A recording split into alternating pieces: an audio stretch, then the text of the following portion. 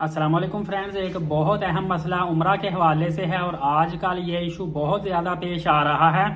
क्योंकि हम लोग जिनके घर करीब होते हैं एयरपोर्ट से या 1 घंटे का भी सफ़र हो, बाज़ औक़ात लोगों की ये आदत होती है कि वो अपने घर से ही उम्रा के लिए एहराम बांध लेते हैं, वुज़ू वगैरह करके चले जाते हैं। कुछ भी ना हो तो ज़्यादातर ये भी होता है कि जब हम एयरपोर्ट पे जाते हैं वहाँ पे जाके भी मस्जिद छोटी सी बनी हुई है, हम वहाँ पे उम्रा के लिए एहराम बांध लेते हैं और नवाफल अदा करते हैं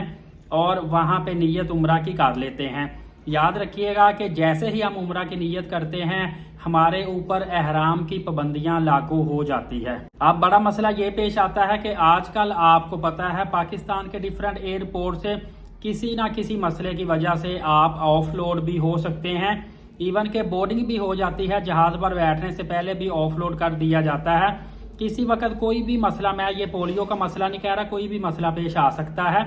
तो जब तक देखिए उम्रा की नीयत आपने करनी होती है मिकात पे जाके, और मिकात जहाज के अंदर आप जब बैठे होते हैं जद्दा से तकरीबन 20 मिनट पहले फ्लाइट के अंदर ही जो जहाज है ये मिकात के ऊपर से गुजरता है, तो अनाउंसमेंट हो जाती है कि इस वक्त हमारा जहाज मिकात से गुजर रहा है या गुजरने वाला है, पहले ही वो अनाउंस कर देते हैं। तो वहाँ पे आपने नीयत करनी होती है उम्रा के लिए और वहाँ से आपकी एहराम की पाबंदियाँ शुरू होती है। तो अगर तो आपने एयरपोर्ट किसी भी पाकिस्तान के एयरपोर्ट से जा रहे हैं, अगर आपने एयरपोर्ट पे ही जाके उम्रा की नीयत कर ली तो फिर आप पर एहराम की पाबंदियाँ शुरू हो जाएंगी। लिहाजा कोशिश किया करें कि आप एहराम बांध लिया करें, नवाफल अदा कर लिया करें, लेकिन उम्रा की नीयत आपने मिकात आने से पहले जब जहाज के अंदर अनाउंसमेंट होती है वहाँ पे करनी है।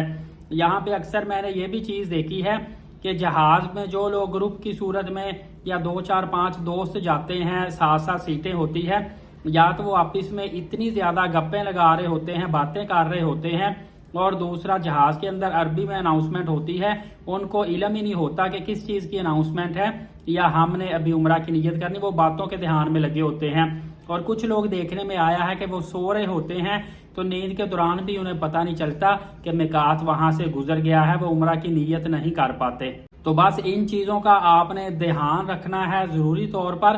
कि आपने उम्रा की नीयत मिकात से पहले हर सूरत में कर लेनी है, और एयरपोर्ट से आजकल के दिनों में कभी भी आप नीयत करके ना जाए वरना एहराम की पाबंदियां लागू होंगी। अगर आपको जहाज में बैठने ना दिया, ऑफलोड कर दिया गया,